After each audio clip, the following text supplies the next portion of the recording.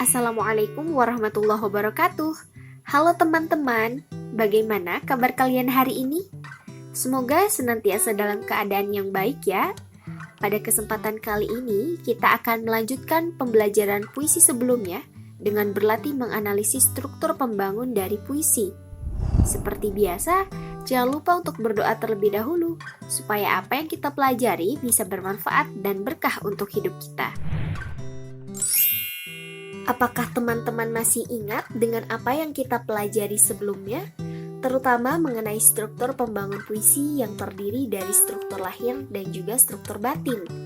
Jika teman-teman lupa ataupun belum tahu, saya sarankan untuk menyimak terlebih dahulu penjelasan mengenai puisi pada video pembelajaran sebelumnya.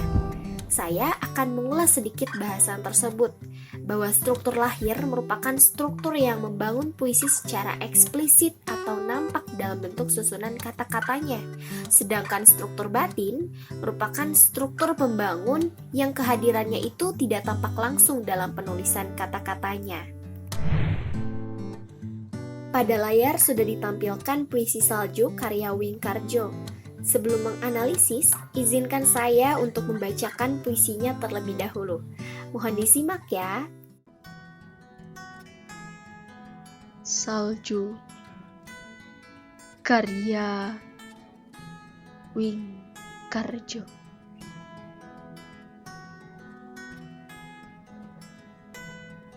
Kemanakah pergi mencari matahari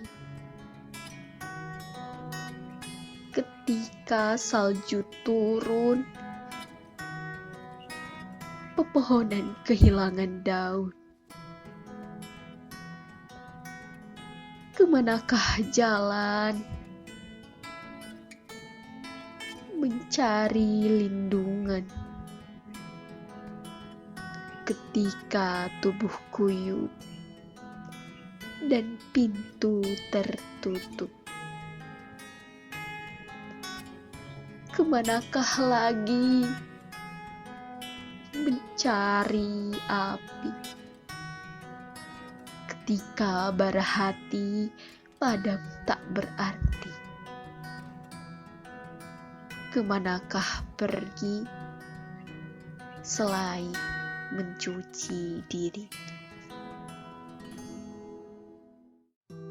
Nah, teman-teman, selanjutnya kita akan menganalisis struktur lahir dan batin dari puisi tersebut. Dimulai dari struktur lahir, yang pertama diksi. Diksi dalam puisi Salju, penyair menggunakan kata-kata populer yang digunakan dalam kehidupan sehari-hari. Penyair juga memilih kata-kata simbolik seperti salju, matahari, pohon dan daun, basah kuyup, pintu tertutup, begitu pula diksi yang lainnya. Berikutnya imaji atau citraan.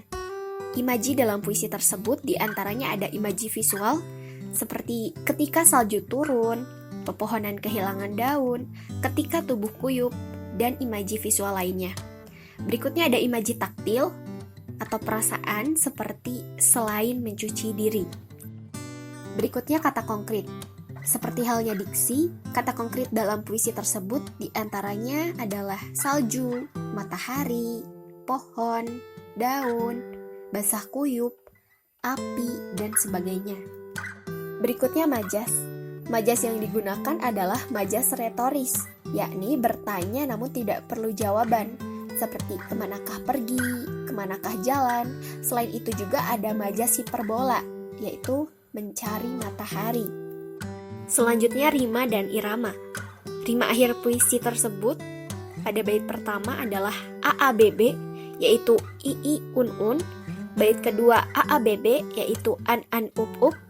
Bait ketiga AAAA, yaitu II. Dan bait yang keempat adalah AA seperti II. Dalam puisi Salju tersebut terdapat pengulangan kata kemanakah. Adapun irama yang dimunculkan ketika membaca puisi tersebut sangat indah karena penuh keteraturan dan bagus jika dibuat musikalisasi puisi. Lalu yang terakhir adalah tipografi. Tipografi pada puisi Salju ditulis seperti anak tangga. Hal tersebut dapat diartikan sebagai perjalanan kehidupan yang semakin meningkat dan berlika-liku. Selanjutnya, kita akan menganalisis struktur batin dari puisi salju. Yang pertama, tema. Tema puisi adalah ketuhanan, sebagai sebuah renungan untuk manusia dalam mencari tujuan hidup yang hakiki. Berikutnya, amanat. Amanatnya yaitu manusia hendaknya mencari jati diri dan kembali kepada Tuhan untuk mendapatkan ketenangan hidup. Selanjutnya, rasa atau sikap penyair. Penyair Wingkarjo menulis puisi dengan judul Salju karena pernah berkuliah di Paris dan mengalami musim salju. Penyair mengekspresikan perasaan berserah diri kepada Tuhan dan ingin bertaubat kembali mendapatkan ketenangan hidup. Berikutnya, suasana.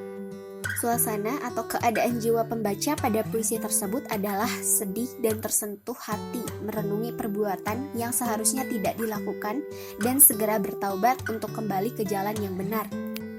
Struktur batin yang terakhir adalah nada atau sikap penyair kepada pembaca.